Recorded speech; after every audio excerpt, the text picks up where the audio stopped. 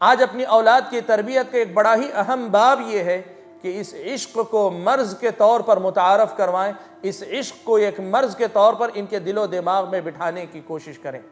آپ یقین کریں،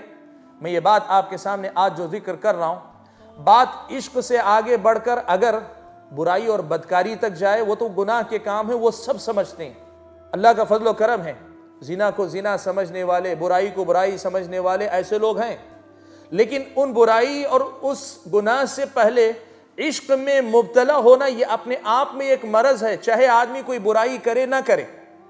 کسی کے جنون کو اپنے دل و دماغ میں مسلط کرنا یہ اپنے آپ میں ایک مرض ہے۔ اس کو پہچاننے والے لوگ آج سماج میں نہیں رہ گئے ہیں۔ ہماری اور آپ کی یہ ذمہ داری بنتی ہے کہ اسے صرف زنا، بدکاری، بے حیائی وغیرہ کے باب ہی میں نہ سمجھائیں،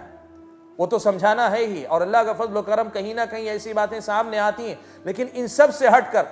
آج کے نوجوان کہتے ہیں ہم پاک محبت کرتے ہیں۔ جسے وہ پاک محبت کہہ رہے ہیں ان کا مفہوم یہی شاید ہے، وہ کرتے ہیں کہ نہیں کرتے ہیں وہ اللہ بہتر جانے، لیکن اگر مان لیں کہ واقعی وہ پاک محبت کرتے ہیں، جسے وہ پاک محبت کہہ رہے ہیں، ان کا مطلب ہی یہ ہے کہ ہماری محبت عشق کے درجے میں ہے، لیکن ہم اسے برائی کے درجے تک لے کر جانا نہیں چاہتے۔ تب بھی اس نوجوان نسل کو یہ سمجھانے کی ضرورت ہے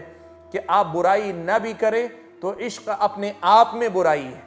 محبت کا حد سے تجاوز کر جانا، جنون بن جانا، عشق کے درجے میں جانا، یہ اپنے آپ میں برائی ہے۔ اسلامی شریعت میں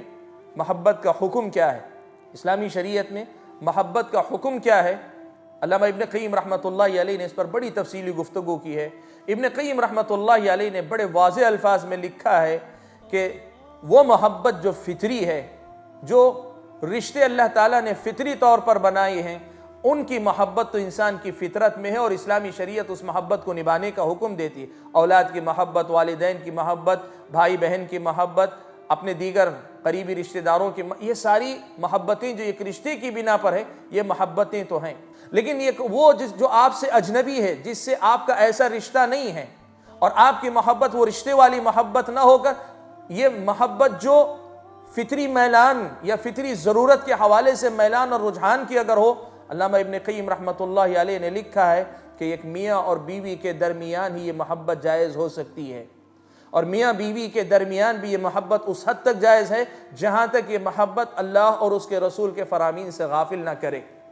ورنہ جو محبت میاں اور بیوی کے درمیان بھی ہو لیکن اللہ اور اس کے رسول کے پیغام سے، اس کی تعلیمات سے غافل کرنے والی ہو، اسلامی شریعت کی نظر میں وہ ناجائز ہے۔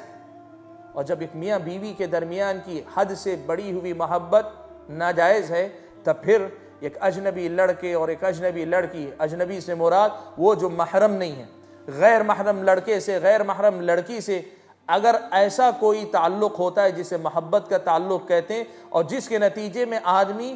محبت کے دائرے سے نکل کر عشق، اور عشق کے دائرے سے نکل کر برائی، اور برائی سے آگے بڑھ کر فنا اور جو تباہ ہونے تک چلا جائے، ایسی کسی محبت کی اسلامی شریعت میں گنجائش نہیں نکلتی ہے۔ اسلامی شریعت کی نظر میں یہ حرام اور ناجائز ہے۔ مرسی ٹی وی، پیغام رحمت۔